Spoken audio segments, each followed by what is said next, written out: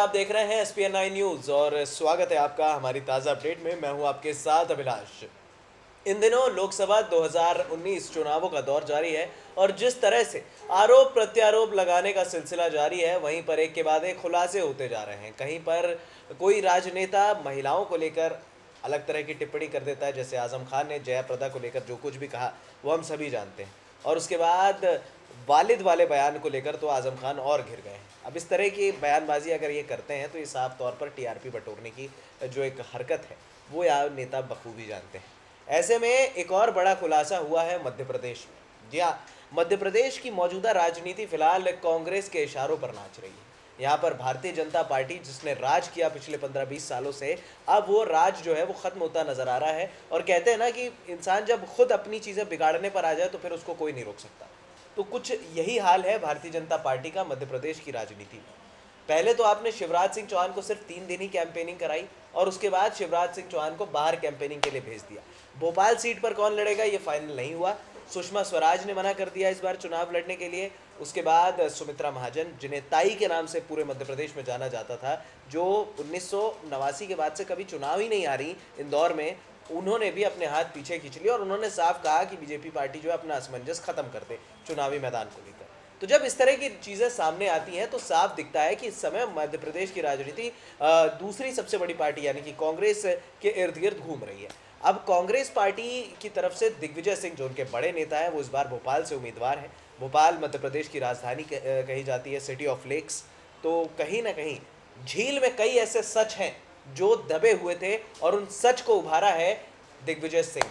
जी हाँ, आपको मध्य प्रदेश का LIC घोटाला तो याद ही होगा। LIC घोटाले में कितनी कंपनियां बंद हुई, कितनों का पैसा गया, उसमें मेरे पिताजी भी थे जिनका पैसा फंसा हुआ था। तो कहीं ना कहीं ये सारी चीज़ें जो हैं वो दिग्विजय सिंह ने इस बात का खुलासा कर दिया है और भारतीय जनता पार्टी के LIC घोटाले की पोल खोलकर रख दी है। बड़ी बात यह है कि यहाँ पर जिस तरह जो LIC घोटाला जो हुआ है, जिस तरह की चीज़ें सामने आई हैं, ये साफ दिख रहा है कि कहीं ना कहीं नोटबंदी के आसपास का मसला जो है वो फिर खड़ा हो गया मध्य प्रदेश में। तभी तो लोगों के पास कैश नहीं पहुंच रहा। आज आप मध्य प्रदेश में अगर छोटे इलाकों में जाएंगे तो वहाँ पर ज़्यादातर आपको शटर डाउन मिलेंगे और हफ्तों तक वहाँ पैसे नहीं डलते। ये माहौल जो है ये मध्य प्रदेश की जनता का है और फिलहाल मध्य प्रदेश की जनता जो है वो भुक्तभोगी बन चुकी है। और ये जवाब उन्होंने विधानसभा जो चुनाव हुए थे बीते साल दिसंबर में, वहाँ पर दे दिया। 114 और 109 का रेशियो ये दर्शाता है कि मध्य प्रदेश की जनता ने टाइगर यानी कि शिवराज सिंह को नहीं हराया, मध्य प्रदेश की जनता ने हराया प्रधानमंत्री नरेंद्र मोदी को और अमित शाह को। तो आइए दिखाते हैं आपको क्या कुछ कहा दिग्विजय सिंह ने LIC घोटाले को लेकर और किस तरह से पोल खोली है। खुद LIC के जो आला कमान थे वहाँ पर मौजूद थे, उनके सामने उन्होंने सारी पोल खोली है। सुनाते हैं आपको क्या कुछ कहा दिग्विजय सिंह। धन्यवाद।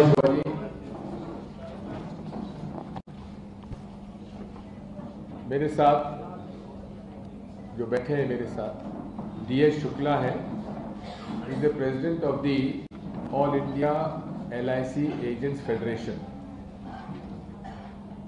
और किस प्रकार से मोदी जी की सरकार ने पब्लिक सेक्टर अंडरटेकिंग को तबाह कर निजी हाथों में सौंपने का जो प्रयास किया है उसका एक ज्वलंत उदाहरण है।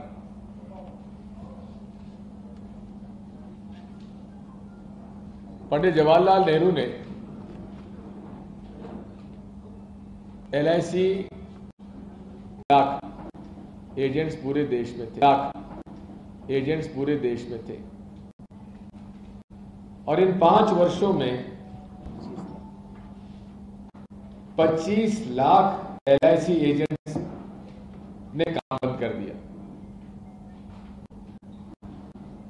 यानी कि 25 लाख लोग बेरोजगार हो गए।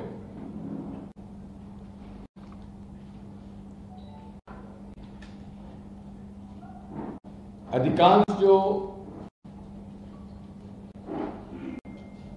बड़े LIC एजेंट्स हैं उनको क्लब सदस्यों की श्रेणी में लिया जाता है, इसमें 2,67,000 क्लब एजेंट्स हैं, उसमें से भी 1 लाख कम हो गए।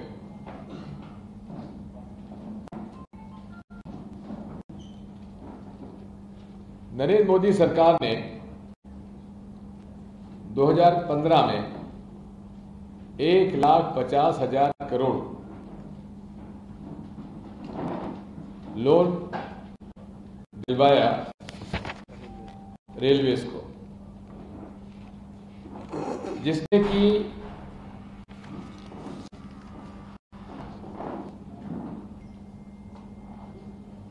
इंटरेस्ट जो है वो 2020 के बाद शुरू होगा, यानी कि 2015 से और 20 तक LIC ने जो 1.5 लाख करोड़ रेलवेज को दिया है, उस पर LIC पॉलिसी होल्डर को कोई ब्याज नहीं मिलेगा। ये अपने आप में चिंतनीय विषय है। IDBI बैंक, जिसका 24% NPA है, 24%, उसको बेल आउट करने के लिए LIC ने मजबूर किया कि IDBI का 51%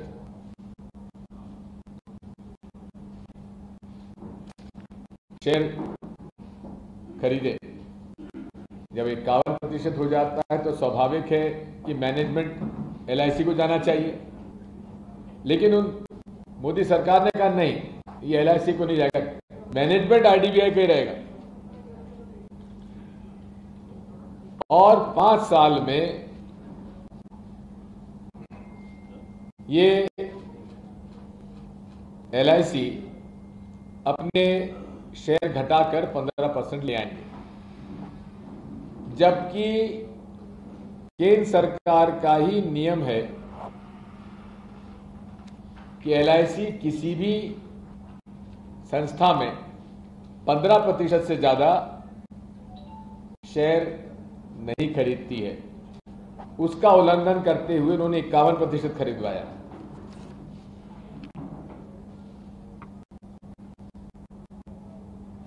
इसी के साथ साथ अनेक ऐसी कंपनियां हैं जिनमें दबाव डालकर LIC से इन्वेस्टमेंट कराया और ये स्थिति ऐसी बन गई है कि LIC जो नवरत्न कंपनी हुआ करती थी हमारी, वहां आज थोड़े दिनों में LIC का स्वरूप क्या होगा, ये अपने आप में चिंता का विषय है। इसी प्रकार मैं पॉलिसी होल्डर हूं। यदि मेरी पॉलिसी पर मुझे लोन लेना है तो मुझे 10% ब्याज देना पड़ेगा, लेकिन वहीं LIC अगर सरकार को लोन देती है तो वहां केवल 5.09% लोन लिया जाएगा, यानी कि सारी पॉलिसी इनकी पॉलिसी होल्डर के खिलाफ है, एजेंट्स के खिलाफ है, और LIC जो हमारी एक इनकम जनरेटिंग और प्रॉफिट मेकिंग बॉडी है,